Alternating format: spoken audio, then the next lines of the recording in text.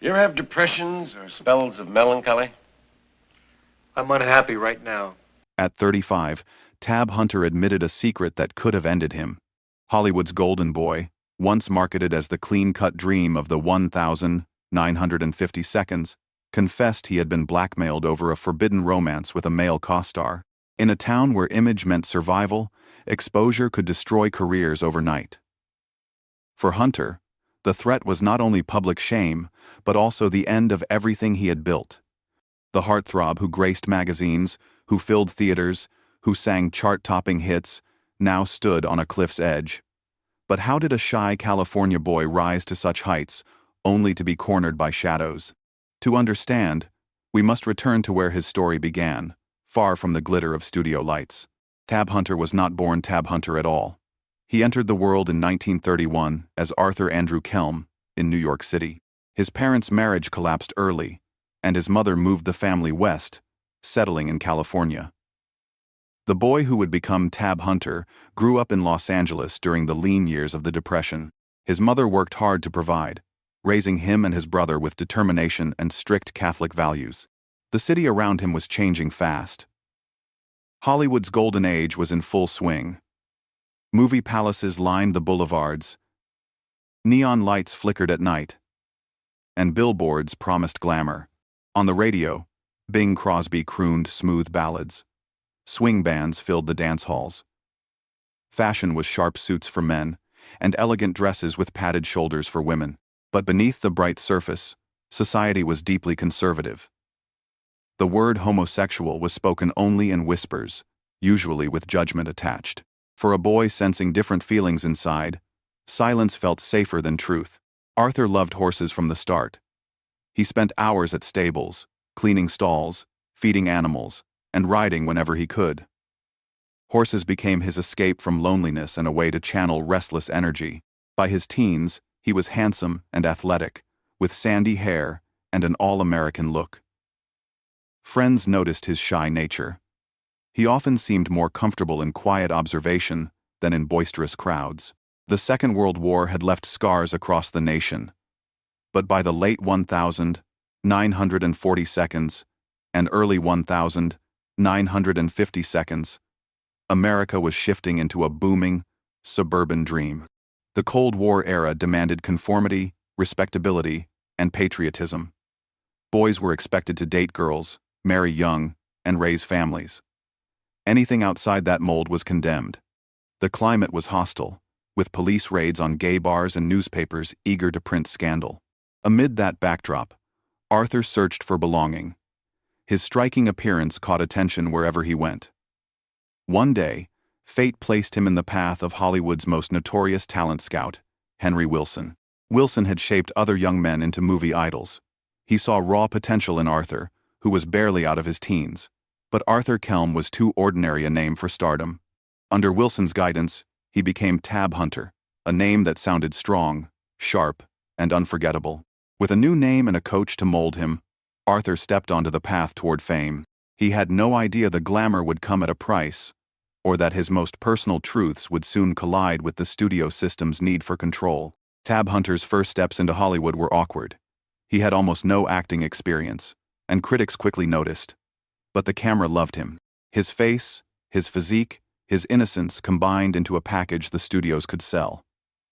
Henry Wilson knew that in the 1,950 seconds, image mattered more than training. Tab was marketed as the boy next door, wholesome yet magnetic, the kind of star mothers trusted and teenagers adored. He landed small parts at first. In 1950, he appeared in minor films, learning how to carry himself under lights. Then came a breakthrough.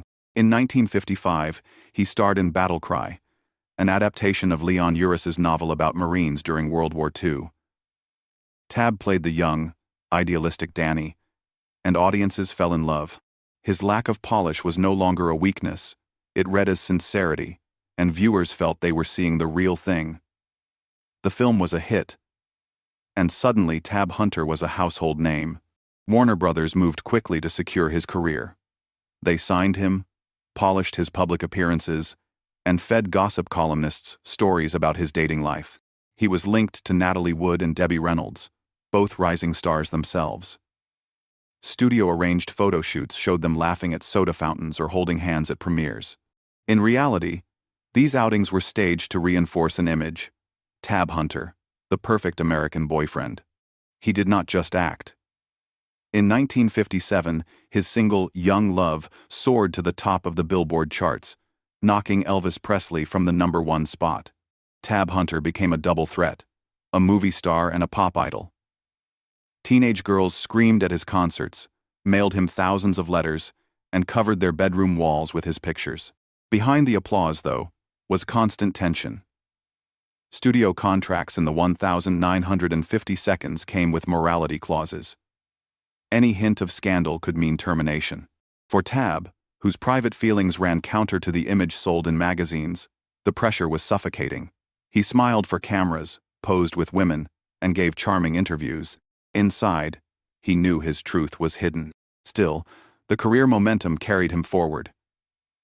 He starred in The Girl He Left Behind, opposite Natalie Wood, Damn Yankees with Gwen Verdon, and a series of romantic dramas.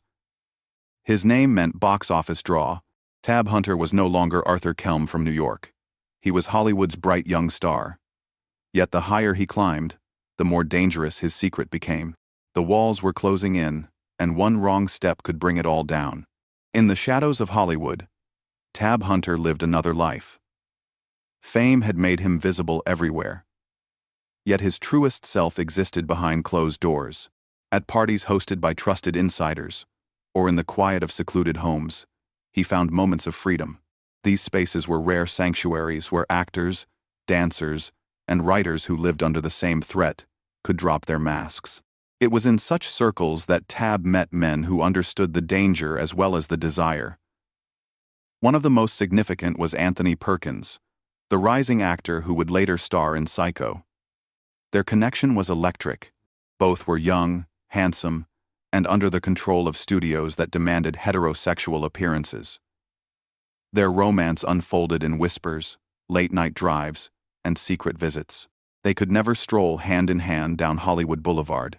Instead, they shared coded glances at industry gatherings and escaped into private rooms where the outside world could not reach. Perkins was deeply conflicted, sometimes pulling away, sometimes returning with urgency. Tab, more open in his heart, longed for stability. But the weight of secrecy was crushing. Friends later recalled that their relationship was passionate but haunted, a love story stifled by fear. There were others too. Fellow actors, dancers from musicals, even men behind the camera. Some encounters were brief, sparked by the loneliness of hotel rooms on location. Others lingered, but all carried the same risk. Hollywood gossip columnists were ruthless. A whisper could become a headline overnight. Studios paid detectives to monitor their stars, always watching for scandal. To navigate this, Tab maintained the image of a dutiful bachelor. Public dates with starlets continued. He was photographed at premieres, his arm around actresses the public adored, but in private, he crafted small worlds of safety.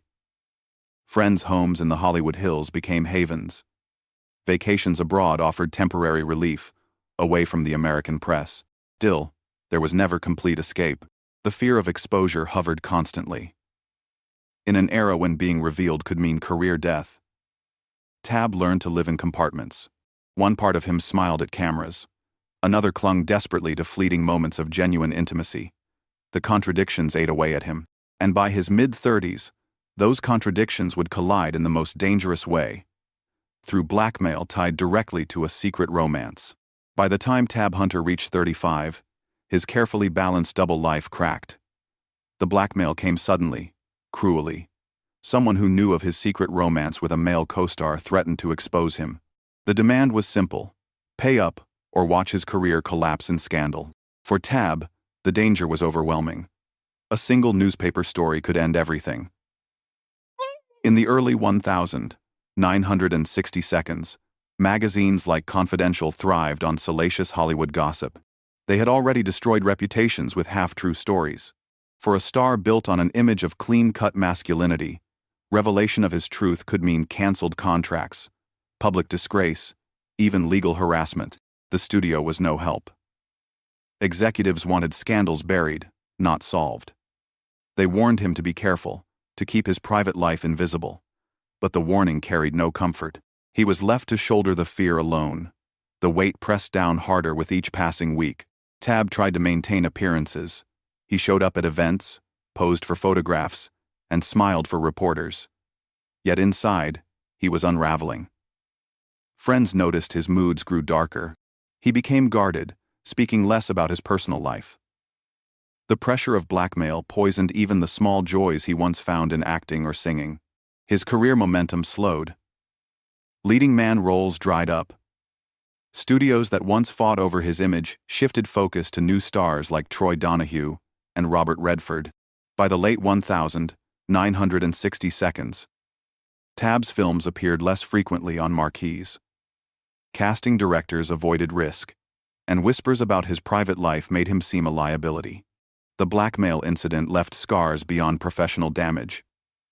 It reinforced the lesson he had always known: trust was dangerous. For a man whose heart longed for love, the fear of betrayal deepened his loneliness. Nights that might have been filled with companionship often ended in isolation, a radio playing in the background as he sat alone. This crisis marked a turning point. Tab Hunter could not remain the Hollywood golden boy forever. The world around him was changing, but not yet fast enough to save him from the consequences of exposure. He would have to find a new way forward, one not entirely dependent on studio approval. The question was whether he had the resilience to rebuild when the dream had already begun to slip away. Tab Hunter refused to disappear quietly. When the studio system abandoned him, he reinvented himself. He returned to his love of horses, competing in show jumping and finding peace in the rhythm of stables. Acting never vanished completely.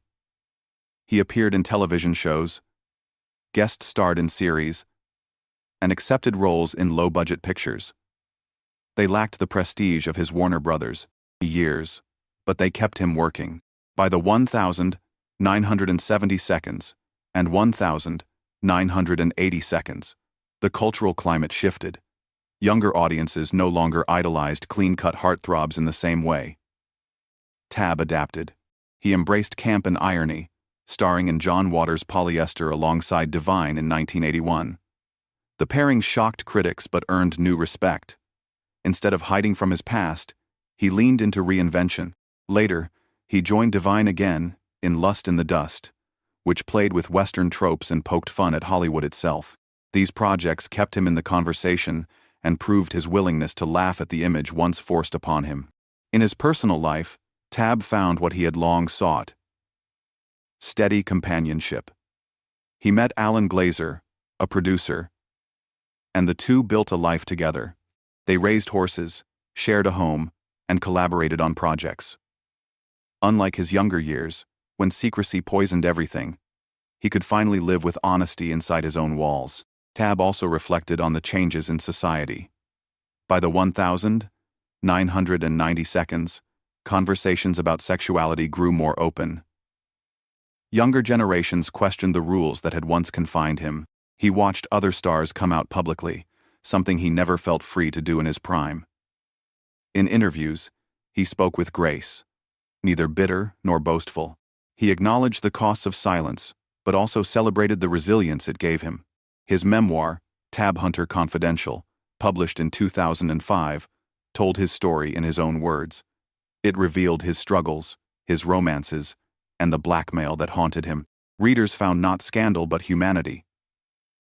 The book became a reminder of what it meant to survive a system built on repression.